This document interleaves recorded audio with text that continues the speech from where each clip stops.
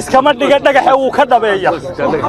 markabka yaala dekada Lughaya waxa si gaar ah loogu horumarin doonaa dekada Lughaya waa sanad ka hor madaxweynuhu isagoo madaxa ku hayay inuu dalkan dekadihiisa dariiqyadiisa dhaqaalihiisa arrimihiisa bulshada intaba kor u qaado iskama dhiga dhagaxa uu ka dhabeeya wuxuu maanta halkan aad markhaati ka tihiin saxaafadii caalamka u warramaysayna ayna dhagaysanaysaa inuu madaxweynuhu digreetada isagoo madaxa sidaa ugu hayo dekada Lughaya uu maanta dhagixii u horeeyay dhigayuu barakaynayo farxad weyn bay ugu tahay inaan u helo fursad maanta u helo inaan dhagax dhigo dekada Lughaya inaan dhagax dhigo halkan oo taariikhda aad ku galo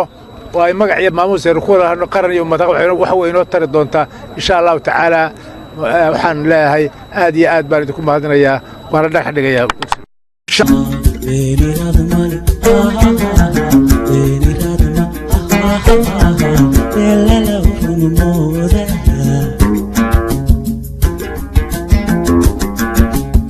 شعبيو هدي تاي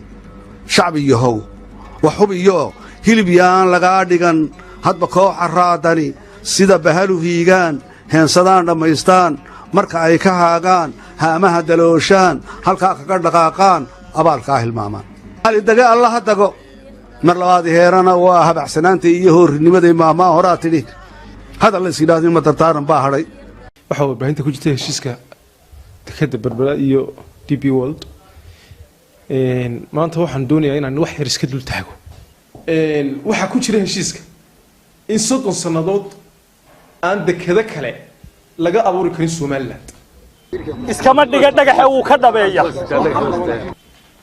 oo hadii China aanu helo maalgashi ka helo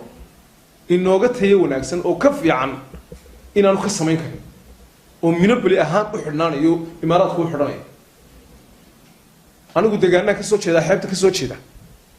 ayaa ka soo jeeda mustaqbalka deegaanka iyo dadkana waxaan u rajaynaynaa in dekada uga hirgalaan oo dadkeeda iyo ummadeeduba shaqo abuur ka helaan macnaheedu waxa weeyaan haddii 30 sanadood la rabo in laga xidho ummadda xuquuqdeedii halkay saaran tahay shaqo abuurkoodii halku yaallaa dalku in la furfuru baahantii in la furfuru baahan yahay in la isu miisaamo u baahan yahay waxaan ognahay laas qoray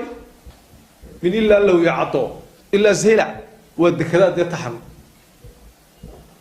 dalku uu baahay in dekada loo furfuro oo dalka ballaaran baahidiisuna badan tahay taasina waa qodob ka hor imanaya xuquuqdii asaasiga ah ee ummadii aanu ka soo jeednay iyo dadkii aanu matalin ay lahayn iskama dhiga dhagaxa uu ka dhabeeya wuxuu